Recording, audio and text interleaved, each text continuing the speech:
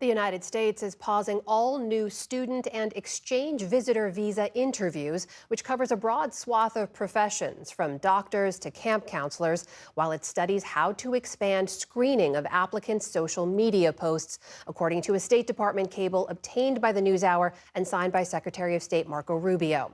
This comes as part of a broader crackdown on immigration and higher education by the Trump administration. And the larger battles with the administration have been the focus of our series this month on Rethinking College. Joining us now to discuss the latest is Simon Hankinson, who had a 23-year career in the State Department and is now at the Heritage Foundation, and Fanta Av, CEO of NAFSA. That's the Association of International Educators. Welcome to you both. Fanta, just kick us off here. For context, is there precedent for this kind of pause on all new visa interviews in these categories? And how different is this from what we saw during COVID, for example, or during the first Trump administration? No, I think that there's not any precedents that I can recall in having worked in this field for over 35 years. I think during the COVID period, we understood because of COVID and because of mobility and health issues and all of that, there were certainly complex issues that, made travel very difficult during that period of time. And so this is really, I think, in some way, on some level, unprecedented, and that the focus is specifically on international students in FJNM is definitely the part that is very much unprecedented. And those are, again, the types of different visa categories, FJ and M, as you mentioned there. Simon, there are already, as you know, a number of reasons people are ineligible for these kinds of visas, of supporting terrorism or having a criminal record. What would this level of screening catch that previous screening didn't already? Well, when I started doing visas in India in 2000, it was a half sheet of paper front and back with a bit of information on it in pen. And then over the years, we had 9/11. All the attackers were admitted under non-immigrant visas. We asked for more information. It got more complicated. Now it's online. So this is the next logical step. We have tools now that can search enormous volumes of information very, very quickly. And if they're adding social media and other profiles to the application form, then presumably this is the next logical step in screening. And logical how? I mean, given your experience, too, is it possible to screen through everyone's social media posts going back in time? Well, it's not possible to search absolutely every single item of information about every single human being, particularly if they don't give you those handles and the information that you need. But yes, I think these days, particularly we've all seen ChatGPT and these other AI-powered search engines that can go through just tons of information incredibly quickly. So we have these tools, and I think it's probably a good idea to use them so that we know as much as possible about anyone that we admit into this country, particularly students who are going to be here for a long time. So, Fanta, to that point, the cable from Secretary Rubio that went to the U.S. consulates and embassies alluded to executive orders that were aimed at keeping out terrorists, battling anti-Semitism. Shouldn't the administration, to Simon's point, be able to screen for language or posts that it considers either dangerous or potentially dangerous from people coming to the U.S.? Well, I think we should all take national security seriously. And so we do understand that. But I think the bigger question is why international students specifically, right? As was pointed out with 9/11 and non-immigrants, but non-immigrants, it wasn't F1 students. We had people on tourist visas. And so this idea that the sole focus is on students who, by the way, make up less than 6% of total enrollment in US universities. And if in fact the point here is national security and safety, I think we fail to understand why the focus is specifically and solely on students. Simon, what would you say to that? Why this focus? Well, it may be 6% across the country, but in Columbia, it's over 50%. At NYU, it's over 50%. And where was all of the worst violence and anti-Semitism and the most violent protests and takeovers of buildings? It was Columbia, it was Harvard, it was these schools with very high percentage of foreign students. And overall, these people are coming for a long period of time. Unlike a tourist who's going to Disneyland or New York City for a couple of weeks, a student could be here 4 years, 6 years, and in many cases, they remain and become legal permanent residents and citizens. And, if someone is posting anti-Semitic, anti-capitalist, anti-American, or violent content on their social media, I don't think they're going to make a good tourist or a good student, and certainly not a good American.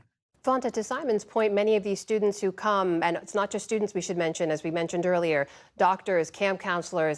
Have you looked at the broader economic implications in terms of the ripple effects of this population not being able to come to the United States?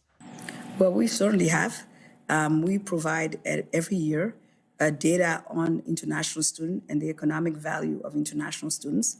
And the latest data that we produce shows that they basically contribute close to $44 billion, and that translates into over 330,000 jobs.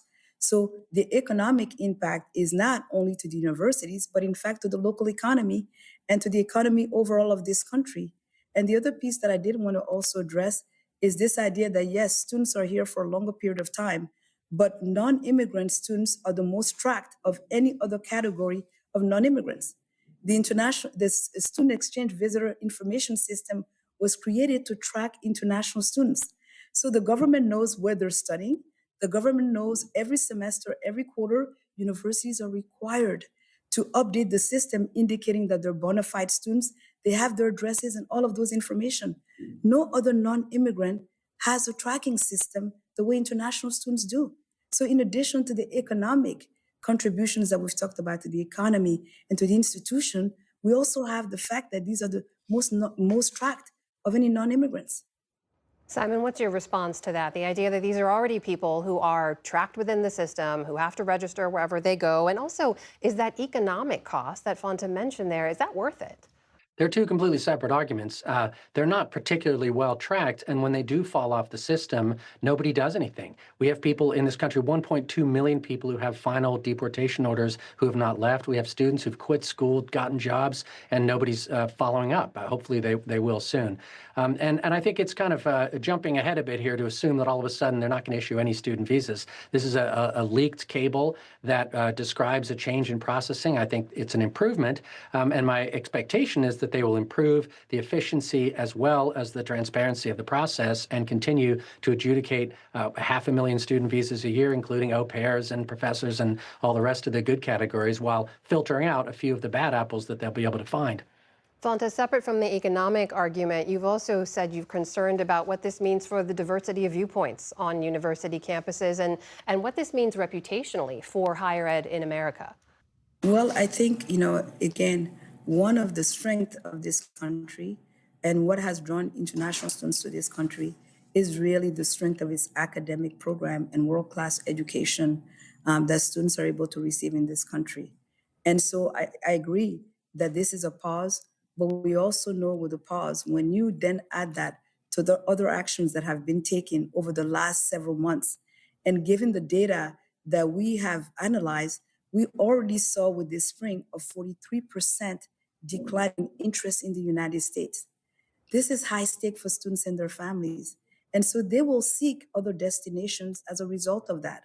And so we do have to take into account, yes, it is a pause, but I think along with the pause is what's the message that's being sent? Additionally, US consulates, as we know, are already strapped when it comes to capacity. We see in several countries the wait time for visas are long in some countries where there's been an increase in students. So we really hope that the pause will be lifted and that it will be streamlined, but also we know that from precedents, the embassies are already strapped when it comes to their ability to issue visas on time. Simon, I'll give you the last word here. Does this send a chilling message? Does the U.S. stand to lose international talent? Now, I've heard that panic button pushed for 25 years. And look, the message should be, come to America, we want you, and study. Don't spend your time on the campus wearing a kefi and burning American flags and telling us how to run our foreign policy and how much you hate capitalism. Do your job of being a student, and we welcome you. I think if viewpoint diversity is lacking on the campus of Columbia and Harvard, it's probably not the left-wing viewpoint. Simon Hankinson and Fonta Av, I thank you both for your time. Really appreciate it. Thank you.